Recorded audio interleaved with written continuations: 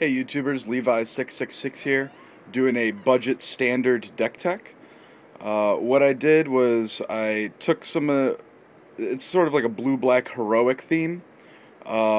Since the Agent of the Fates and the Triton Fortune Hunter are pretty much like in my opinion, two of the better heroic creatures. So let's dive in and see how we built around these.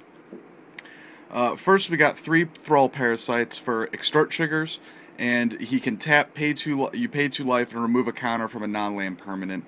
So this can help take care of planeswalkers. Just get rid of some of the counters on them, so they can't use some of the abilities. It just kind of screws them up a little bit, just sort of like tempo here. What we're really doing with this deck is looking for cheap ways to deal with expensive cards.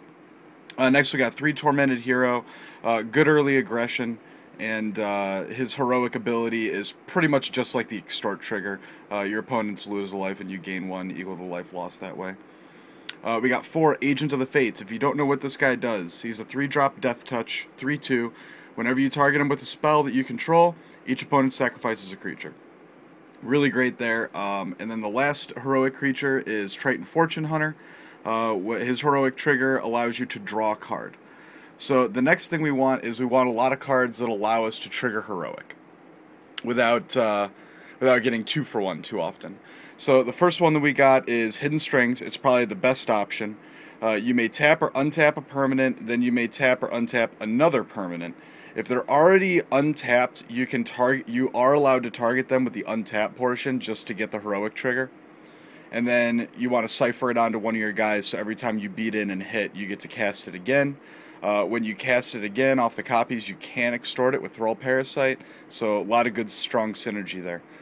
Next one is Scourge Mark. It gives a +1 on the offensive end, and when it comes into play, you get to draw a card, which is fine, it replaces itself. Fate Foretold, when it comes into play, you draw a card. When the enchanted creature dies, you draw a card. Once again, just more targeting and then replacing itself for card advantage. And the last one is 2 Triton Tactics.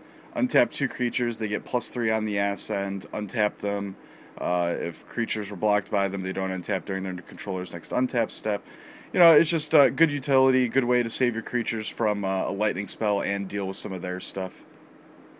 And last ones we got are for protection. We got a play set of Mizium skins to protect your guys, stop spot removal, and trigger more heroics. We got 4 Doomblades for spot removal on your opponent's side. 2 Pyreka's Cure for like smaller creatures and some life gain. And then we got 2 Disperse for dealing with planeswalkers and such. And bigger creatures that we can't target with Doomblade. In the sideboard, we do have, let's see, we got some Woodlock Crawlers to deal with mono green. We got 3 Dark Betrayals to deal with mono black. So if your Doomblades are dead cards, you can play the Dark Betrayals in place. Far and Away, another card that comes in for Doomblade. Devour Flesh, another card that comes in for Doomblade. And 4 Swan Songs if we need some counter magic against control. The lands, we got 7 islands, 9 swamps, 2 Temple of Deceit, and 4 Watery Grave. If you don't have the Watery Graves, you can replace them with 4 Guild Gates. This deck effectively only really needs 4 mana to run really well, and having the Guild Gates won't really slow you down too much. Bad matchups. Control is a bad matchup, as always. Anything with a board wipe in it is a bad matchup. Because we don't really have any cards in our colors that let us deal with board wipes. Give things, protection from colors or indestructible or anything like that.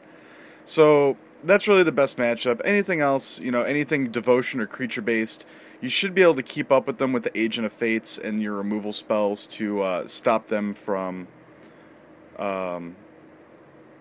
sorry, I just got a text message. To stop them from triggering their devotion and getting that shrine to Nykthos, off and pumping up their mana. So I hope you guys enjoyed this. I hope this helped you guys out. I'm going to be doing another one here in a little bit, and that's about it.